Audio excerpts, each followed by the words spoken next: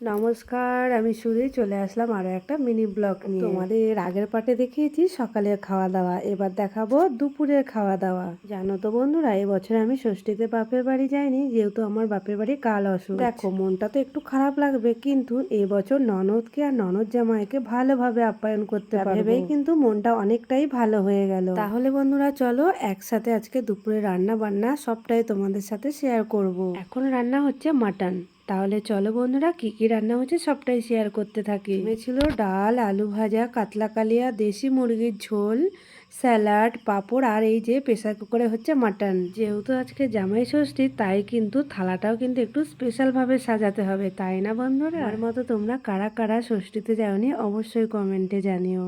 সাজিয়ে গুছিয়ে দুই জামাইকে খেতে দিয়েছি, আরও কিন্তু বাকি বাড়ির সবাই একসাথেই খেতে বসেছি। পরে বিকেলের দিকে সবাই মিলে একটু ঘুরতে বেরিয়েছি, যাব হচ্ছে গিয়ে সমুদ্র বাড়ি, যেহেতু বকখালি তাই কিন্তু সমুদ্র কাছাকাছি, বকখালি সমুদ্র সৈকতে চলে আসলাম। আমার তো বেশ ভালোই লাগে, প্রত্যেক দিন মনে হয় চলে আসি, যেহেতু একদম ঘরের কাছে। আর এখন বর্তমান সমাজে সবাই চায় একটু রিলস ফটো বানাতে, আমরাও একটু এরকম ঢং চং করে নিলাম, আমি আর আমার ননদিনী। আজকের এই ছোট্ট মিনি ব্লগটা কেমন লাগলো অবশ্যই কমেন্টে জানিও। দেখা হচ্ছে নতুন ব্লগে, টাটা।